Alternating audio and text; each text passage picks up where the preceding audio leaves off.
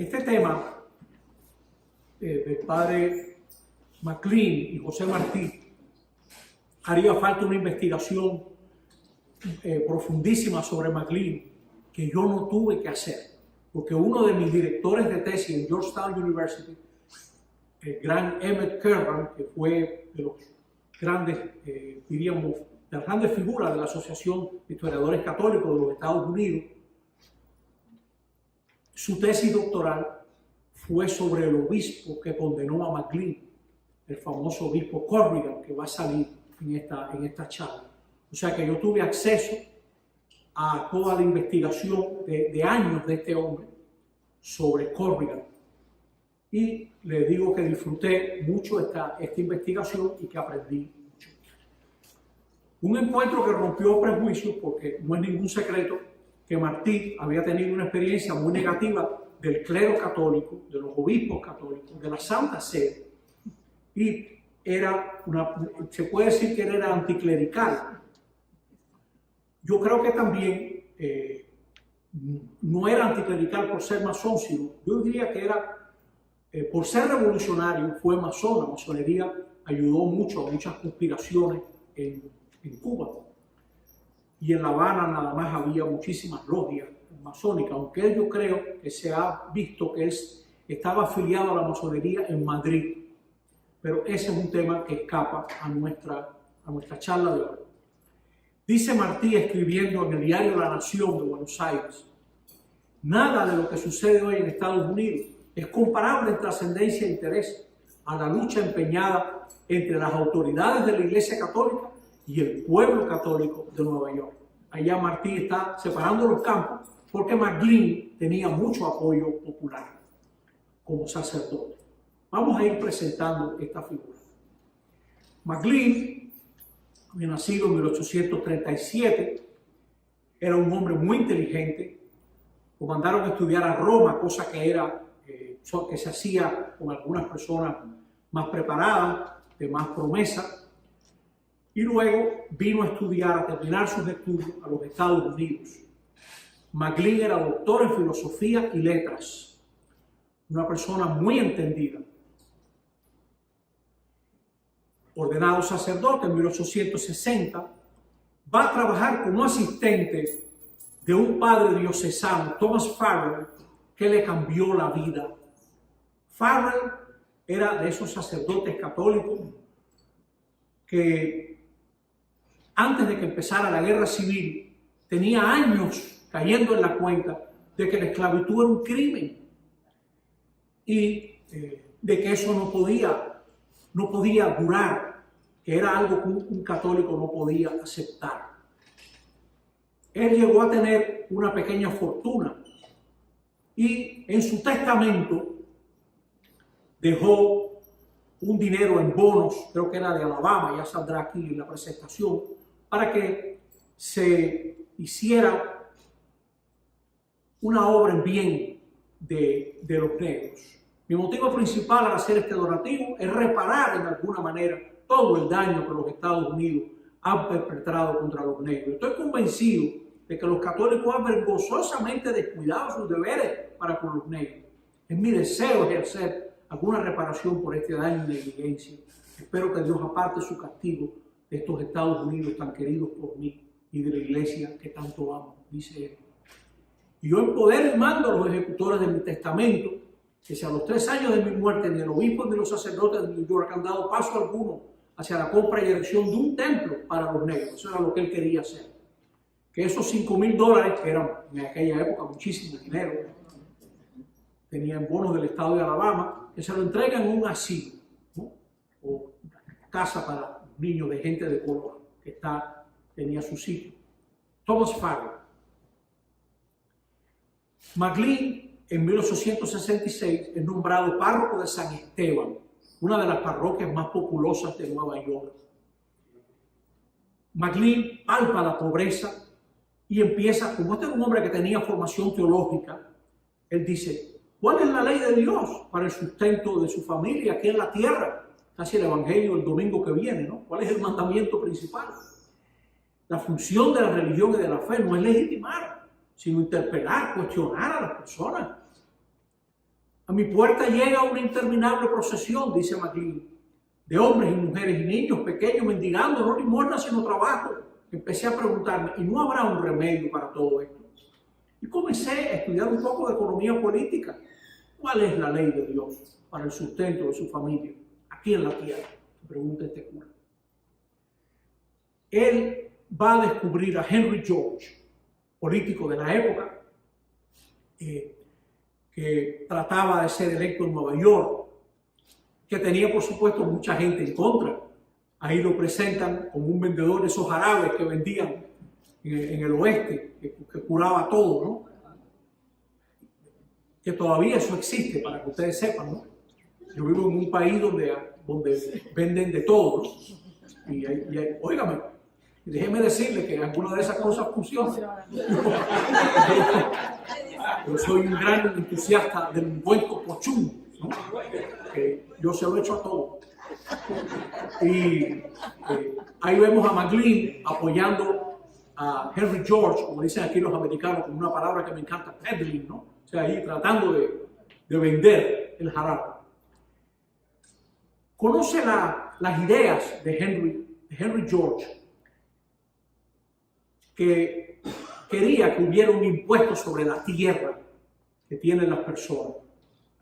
O sea, que de alguna manera hubiera una fuente de ingreso que permitiera atender a la gente pobre y que se les ayudara para que esta gente no estuvieran siempre pagando unos alquileres espantosos.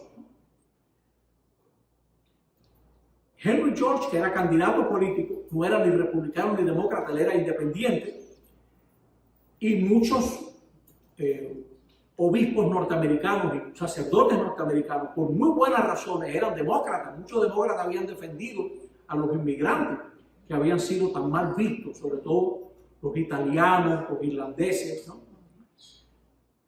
Y McLean simpatizaba con las mujeres de la Liga de la Tierra, que eran un grupo de mujeres muy relacionadas con la agricultura, con el mundo rural, que querían votar. Bueno, creo que el voto a las mujeres fue en 1920, o sea que falta todavía un rato para que esta gente vote. Pero ya andaban en eso estas mujeres. McLean también era independentista, como buen irlandés. Por un tiempo los obispos, sobre todo Corrigan, estaban muy ocupados preparando el concilio plenario de Baltimore en esas actividades. Ya en 1886, a McLean le habían dicho, no esté hablando a favor de Henry George. Pero McLean, ni corto ni perezoso, varias veces interviene a favor de Henry George. Y andaba por la calle en un descapotable con el Henry George en 1886. O sea que, como dicen los dominicanos, McLean no era fácil, ¿no? Aquí hay una caricatura de la época y vemos a McLean entre León XIII, ¿no? y Henry George, ¿no? Como los dos tratan de ganarse el alma de McLean.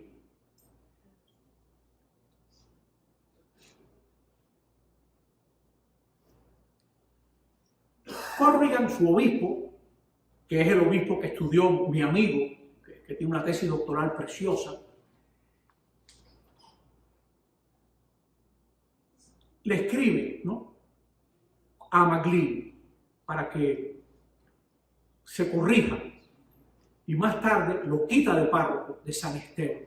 Eso a los parroquianos le cayó muy mal, porque McLean tenía un gran seguimiento, era un hombre muy caritativo, muy compasivo, le llegaba mucho a la gente su prédica. Yo he leído varias cifras, me parece increíble que haya una marcha de 75,000 personas, me parece demasiada gente, pero fueron 7,000, es algo increíble que se moviera tanta gente para apoyar a McLean, ¿no? Y mandaron a un monseñor para desalojar a una gente que había tomado el sótano de la iglesia, que era donde se reunían, ¿no? Y tuvo que volver con policía porque esa gente no estaba por soltar ese lugar y por desistir de que devolvieran a McLean a su cargo. fueron a visitar al obispo, que aparece ahí en la foto, y Corrigan, que no era fácil tampoco, no lo recibe.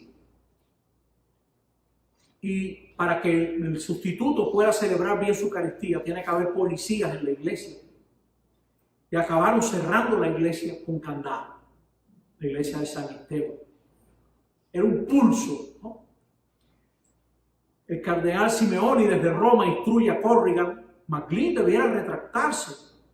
Y lo mismo Gibbons le da a entender que sí, que debe hacer eso. Gibbons era un hombre muy abierto, sufrió mucho porque él tenía una asociación que se llamaba The Knights of Labor, los Caballeros del Trabajo, y no faltó un cardenal austríaco que lo acusara de que eso era una secta masónica.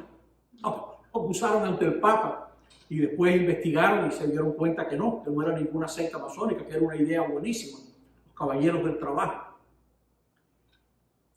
McLean tenía un amigo abogado y describen al cardenal Gibbons. McLean está dispuesto a viajar a Roma, pero el cardenal Gibbons, por algún motivo, nunca entregó esa carta a las autoridades de Roma, nunca refirió la posición de McLean a las autoridades de Roma. Y mientras tanto, McLean se expresa en la prensa, se está haciendo un mal uso de la religión. Y hay varios amigos sacerdotes que lo apoyan. Estamos en 1887. Este es McLean, el 4 de febrero de 1887. Yo no le reconozco ningún derecho a ningún obispo, propaganda fide tenía mucho que ver con los Estados Unidos en ese momento, o papa, a castigarme por mis acciones como hombre y como ciudadano en las últimas elecciones. Yo tengo derecho, pues, hoy en día esa posición en muchas materias políticas es defendible, incluso los papas. Cuando los españoles querían hacer un partido católico, por esta época, el mismo León XIII dice, no digas que es el partido católico, que los católicos piensen cada cual lo que crea. Son cosas discutibles, ¿no? Defendamos principios, pero ya en posiciones de si este, si el otro. Creen que cada cual vaya buscando, ¿no?, lo que considere. Eso es una cuestión bien peliaguda. Pero lo que se trata de decir es, no se arroguen la exclusiva del catolicismo, ningún partido, ¿no? Les niego el derecho, dice McLean, a censurarlo, castigarlo por mis opiniones de economía política, a no ser que muestren que estas opiniones son claramente contrarias a las enseñanzas de la religión cristiana. Esto no lo han hecho y yo sé que no lo pueden hacer, dice él. Se está cometiendo una locura, una vergüenza en condenar una verdad científica como herejía religiosa. Parece que están destinados a repetir este crimen y esta pifia, añadir todavía otro motivo más a los que ya tienen los hombres para considerar a la autoridad eclesiástica como uno de los mayores enemigos del progreso y del desarrollo nacional y de la libertad nacional, y de considerar la religión como un obstáculo más que una ayuda en el camino de traer a todo el mundo la luz, la pureza y el bienestar que emanan de las enseñanzas y del ministerio de Cristo. Sí. Bueno, el otro lado, la gente de Corrigan, el redentorista Frederick Weyrich, consiguió una carta firmada por 357 sacerdotes, que eso es mucho, en una arquidiócesis de 440. El clero de la arquidiócesis de Nueva York condena toda desobediencia a las autoridades legítimamente constituidas, especialmente las de la iglesia, y no tiene ninguna simpatía por los esfuerzos de aquellos que ignoran esta autoridad. Era un pellizquito a McLean, ¿no? A mediados de abril, la comisión emitió un fallo contrario a McLean, porque León XIII tenía un grupo estudiando. McLean debía trasladarse a Roma dentro del plazo de 40 días o quedar excomulgado, ¿no?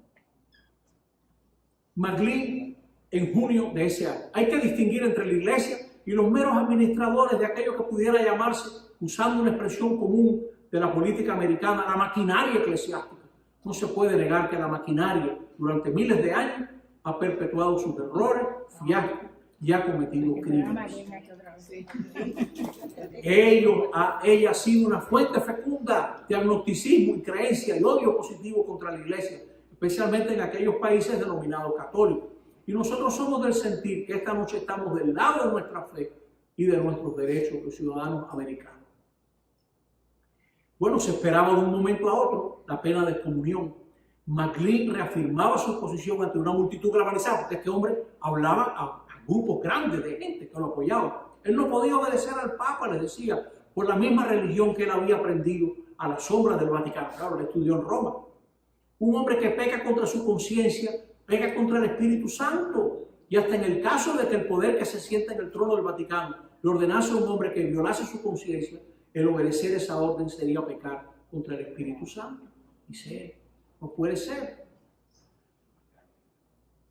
Propaganda Fide le escribe a Corrigan: el padre Edward McLean va a quedar excomulgado a partir del 4 de julio de 1887. McLean recibió la carta el 13 de julio.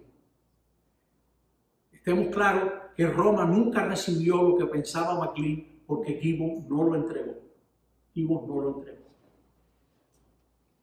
Vamos a hablar ahora de Martí. Dejemos ese capítulo como hacen las novelas, ¿no? Como dejar eso ahí. ¿Qué pasará? Lo veremos. Martí es heredero de un pensamiento que tiene mucho que ver con el Seminario San Carlos. Si ustedes me preguntaran a mí, ¿sabe que cuando uno da una serie de conferencias siempre aprende algo?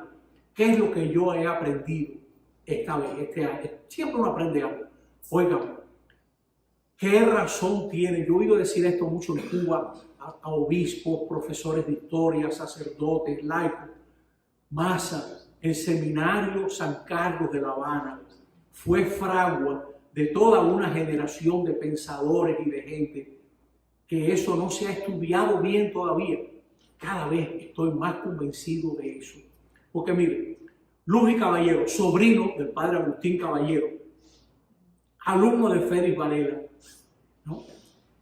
Y desde los 13 años educado por su tío, estuvo en el seminario. Sacco estuvo en San Basilio y estuvo en San Carlos. Sacco empezó en San Basilio, en Santiago de Cuba, en el Cobre, y estudiando allá conoce a un español que parece que era un hombre de muchas luces, y este español le ha dicho a Sacco: Sacco, vete de San Basilio, que aquí lo que estudias es escolástica, que no te va a servir de nada.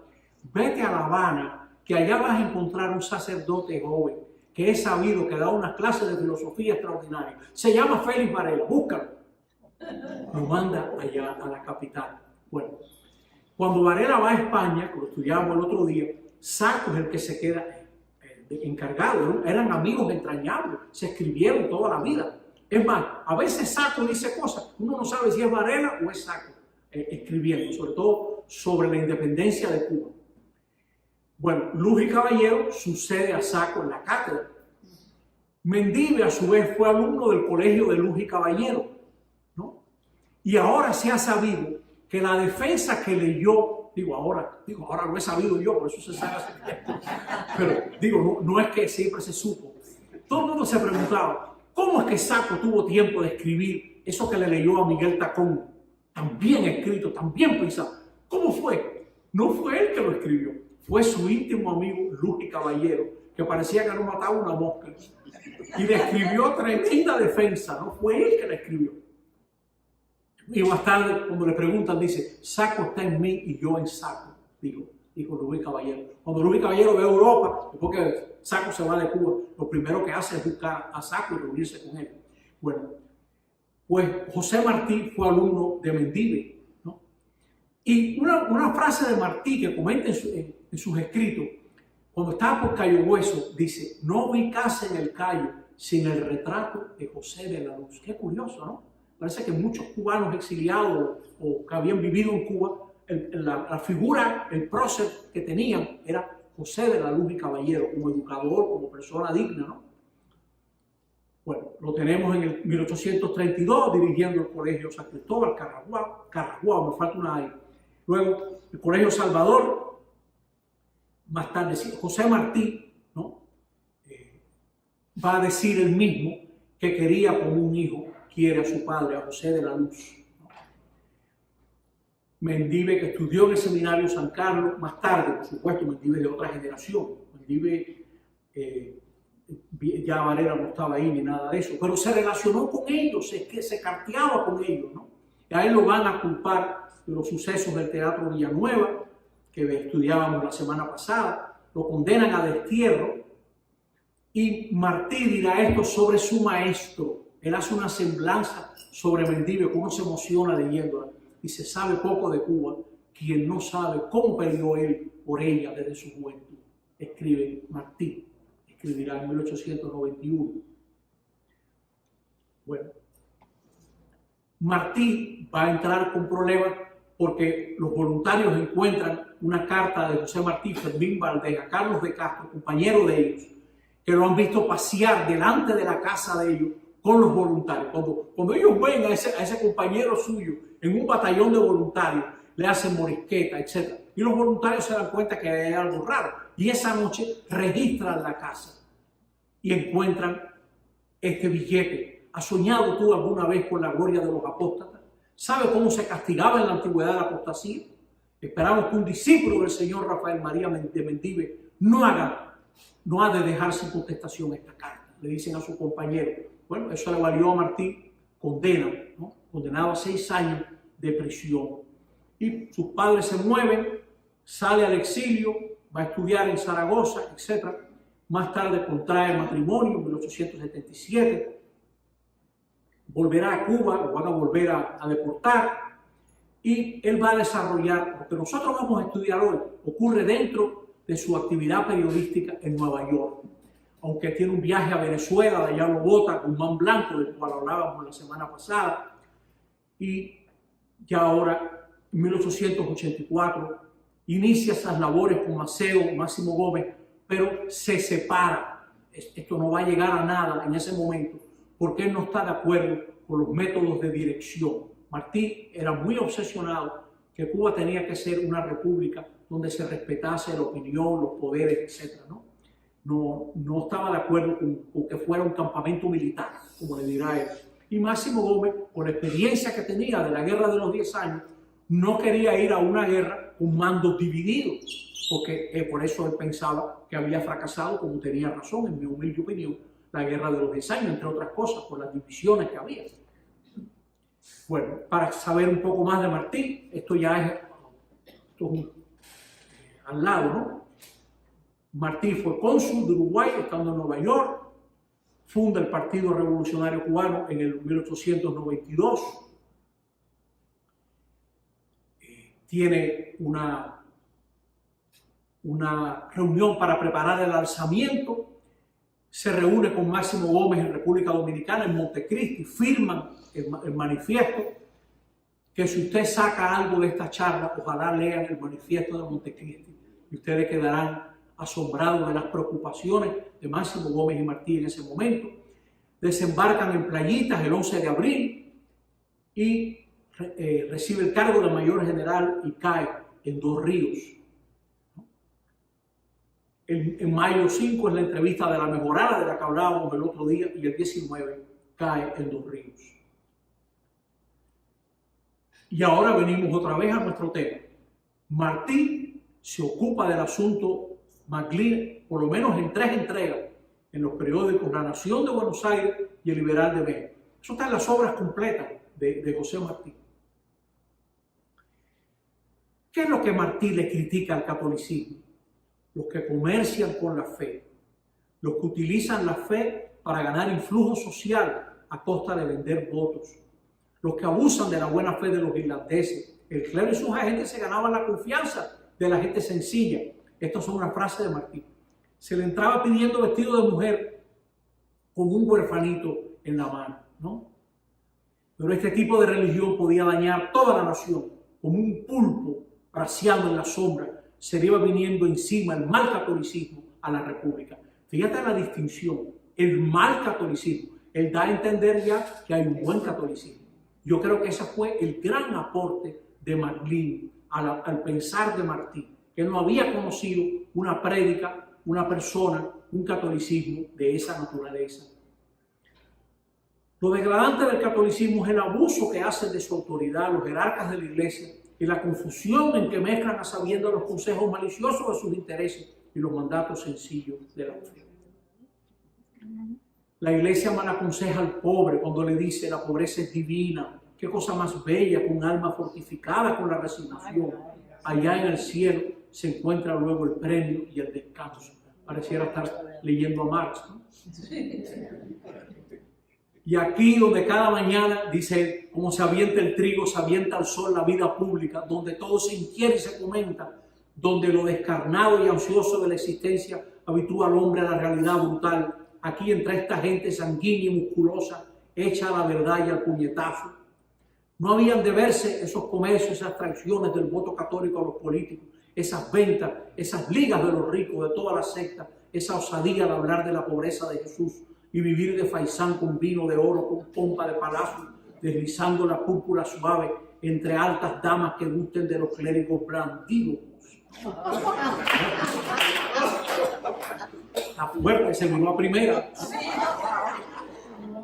El arzobispo perdió su estatura moral, dice Martí, cuando indicó a sus párrocos que orientaran el voto católico hacia las candidaturas del establishment.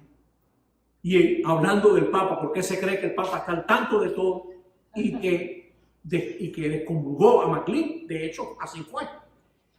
No es más que un italiano que no sabe dónde está Nueva York, dice Martí. Un Papa que había abandonado a los patriotas irlandeses. Lo grande es que esto sí es verdad. León XIII, pensando que el bien mayor de la iglesia era recuperar Roma, le dice a los obispos, le dice al gobierno inglés, ayúdenme con Roma y yo los ayudo con Irlanda. Y le dice a los obispos irlandeses, díganle a su pueblo que no le cause tanto problema a los ingleses, por favor, etc. Respuesta de los obispos irlandeses increíble. Hay una tesis sobre esto fabulosa. Santidad en materia de fe, costumbre, nosotros como usted. En política sobre Irlanda, déjenos a nosotros. Es interesante, ¿no? Déjenos a nosotros, santidad, que nosotros estamos bien con esto. Hace años hay una tesis doctoral sobre este tema, ¿no? Dice Martí, ahora presentando a McLean, un sacerdote que no ha abandonado a los pobres. McLean quiere que la iglesia se gobiernen bien de los pobres y no contra ellos, se gobiernen bien exclusivo de la iglesia. Su parroquia es la única querida por el pueblo. McLean no quería que los curas pusieran vendas en los ojos a los niños, de los niños. Es una frase que van a utilizar mucho, eso va a salir en la última charla, cuando muchos liberales cubanos que fueron anticlericales, que tuvieron experiencias negativas con la iglesia, es de las cosas que van a decir, la religión va a dañar la educación, no permitamos que haya religión en las escuelas y si podemos acabemos con las escuelas que enseñan religión. Por eso. McLean era de los curas buenos, de esos que explican la verdadera teología. En McLean se palpa la reconciliación de realidades bastante enfrentadas. Cito a Martí, se ve cómo pueden caber sin alarma de la libertad, la poesía y virtud de la iglesia en el mundo moderno. Parece la cita de un documento del Vaticano II. Se entiende que se puede ser católico sincero y ciudadano celoso y leal de una república. ¡Qué frase! ¿No? Dice, ¿de dónde hubiera estado Jesús? Pregunta, en aquella lucha Jesús hubiera estado en la casita pobre en que el padre McLean espera y sufre. Los pobres han unido McLean y las ideas de Henry George. Para Martí, el libro de Henry George, El progreso y la pobreza, está animado por aquel mismo amor de Nazareno puesto en lengua práctica en nuestros días, dice ahora McLean. Y ahora frase de Martí. Y son como siempre los humildes, los descalzos, los desamparados, los pescadores, los que se juntan frente a la iniquidad hombro con hombro y echan a volar con sus alas de plata encendida el evangelio. Eso de hombro con hombro parece que es algo como muy cubano. Nicolás Guillén usa esa imagen varias veces. La verdad se revela mejor a los pobres y a los que padecen. Un pedazo de pan y un vaso de agua no engañan nunca, dice Martí. Con que, dice Martí, el que sirve a la libertad no puede servir a la iglesia. Con que hoy, como hace 4 siglos, el que se niega a retractar la verdad que ve y que la iglesia acata donde no puede vencerla, o tiene que ser vil y negar lo que está viendo, o en pago de haber levantado en una diócesis corrompida un templo sin mancha, es echado al estercolero sin agua bendita ni suelo sagrado para su cadáver, dice Martín. Con que la iglesia se vuelve contra los pobres que la sustentan y los sacerdotes que estudian sus males y echa el cielo en la hora de la hiel del lado de los ahitos y arremete contra ellos como en los tiempos del anatema y la flor del papado contra los que no hayan bien, que las cosas del mundo anden de modo que un hombre vulgar acumule sin empleo lo que bastaría sustentar a 50.000 hombres, con que la iglesia no aprende historia, no aprende libertad, no aprende economía política. Dice, este es Martín. Bueno, pues lo grande es que después que McLean está excomulgado, el Papa León XIII se va enterando de más situaciones de McLean.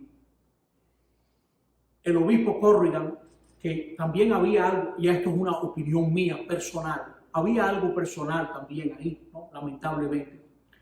El Papa publica la Rerum Novarum, que todo el comienzo de la Rerum Novarum demuestra una sensibilidad social de un hombre bueno, un hombre muy conservador. León XIII no creía en eso de democracia, igualdad, etc. Pensaba que había gente que era noble y había otra gente que no, etc. O sea, no estén creyendo que este era un hombre, diríamos, un come candela, revolucionario, nada de eso. Pero era un hombre honesto, justo. Se da cuenta que hay una manera de tratar al obrero que indigna, que no está bien. Y piden que se revise el caso McLean, varios amigos. Y cuando el Papa manda a un delegado apostólico, Roma no tenía anuncio en el Vaticano, mandan a Francesco Satoli, el Papa le dice, mira a ver ese asunto de McLean, hágame el favor, arrégleme eso, ¿no? Y así lo presentaron en la prensa a Satoli, ¿no? Mira la sombra de León XIII sobre los Estados Unidos, ¿no? La verdad que está buena esa caricatura. Esa gente no perdía tiempo en internet. El abogado amigo de McLean le presenta a Satoli, mira lo que piensa McLean, mira las ideas de McLean. Bueno, Bourset era tremendo canonista, ¿no? No era ni un flycito al cuadro, el Bourset, o sea, era un hombre que estaba preparado. McLean reconocía la necesidad de cada individuo de tener algo de tierra para poder realizarse como humano, o sea, no niega la propiedad privada. Lo que quería evitar es que unos pocos se adueñasen de la tierra. McLean adhería a todas las ideas del Papa en Rerum Novarum, a todas. Después una comisión de 4 profesores de la Universidad Católica examinan las ideas de McLean y no encuentran ningún error. Y el 23 de diciembre de 1892, Satoli recibe a McLean otra vez en la iglesia, en la comunión de la iglesia, y estaba tan bravo con Corrigan que no le dijo nada. Corrigan se enteró por la prensa que el amigo McLean estaba de nuevo en comunión con el Papa, con la iglesia, con los obispos y hasta con Corrigan, aunque Corrigan no lo supiera. ¿No decía usted que todo estaba en manos de Roma? Pues Roma actuaba. Ya está, ¿no? La prensa de la época estaba llena de ataques contra Satoli y nosotros sabemos hoy en día que detrás de algunos de ellos estaba Corrigan, ¿no? Por los papelitos de Corrigan, ¿no? Así que tengan cuidado con los papeles que dejan, ¿no? Sabemos que eso es. Y a instancia de Satoli, Corrigan recibe a McLean y le dice, perdóneme si alguna vez le ofendí. Y McLean le dice, todos necesitamos el perdón de Dios. McLean quería ser nombrado en una parroquia de Nueva York, pero fue nombrado en una pequeña población más al norte. Por fin fue consagrada la parroquia de San Esteban. Corrigan agradeció a todos los que habían trabajado allí y no mencionó a McLean. Eso, la verdad, pienso yo, eso no estuvo tan bien, ¿no? En mayo de ese año, Martí ahí en Dos Ríos, y en el 900 murió McLean y en el 1902 murió Corrigan. La iglesia de Corrigan pensaba que debía apoyar a los demócratas porque ellos apoyaban a la iglesia y le aseguraban una posición mejor en la sociedad. Era una alianza con la camarilla democrática. Temían al socialismo, que era como un diablo suelto. Y la iglesia debe ejercer su misión a través de instituciones propias, con control absoluto, o sea, para los colegios católicos, etc. Había un gran debate si las escuelas parroquiales eran necesarias. Había obispos que pensaban, mandemos a los católicos a todas las escuelas y que la religión la enseñemos en las parroquias y en las casas. Ese era el gran debate, por ejemplo. Bishop Ireland, que era un obispo como más abierto, diríamos, pensaba que no había por qué insistir tanto en las escuelas parroquiales. En cambio, había otros que decían, sí nos hace falta, necesitamos las escuelas parroquiales. Y esa iglesia necesitaba pedirle favores al Estado y usar fondos de gente con recursos a favor de los pobres. Esa era la iglesia de Corrigan. La de McLean, Dios no quiere que los pobres sean oprimidos y los demócratas se están aprovechando de los pobres. Eso era verdad, ¿no? Teme la explotación de los obreros y la causa de los pobres, esa es la causa de la iglesia. Tenía una visión ingenua. McLean pensaba que la escuela pública lo iba a resolver todo. Eso sabemos que eso no es verdad. Eso es ser ingenuo, ¿no? Pensaba que el impuesto a la propiedad podía transformar la sociedad de los Estados Unidos, que al obrero le reconozcan sus derechos mediante su participación política y que se organice para mejorar su posición. Esa era la idea de León XIII, que lo acusaron de ser socialista por eso, donde él le dice a los obreros, formen sus grupos, sus sindicatos. Sí, señor, fórmenlo. Ustedes no tienen por qué temer esas cosas, ¿no? José Martí distingue entre dos tipos de catolicismo: los que se aprovechan de los pobres y los que sirven a los pobres. Él menciona a Jesús de Nazaret, pero no profundiza en Jesús de Nazaret. No profundiza en Jesús de Nazaret. Martí temía la explotación del débil, el abuso. Martí, en sus escritos, plantea tres cuestiones: cristianismo y vida ciudadana. ¿Tiene algo que aportar el cristianismo a la vida ciudadana? Estas son unas conferencias organizadas por el Instituto Pedro Arrupe.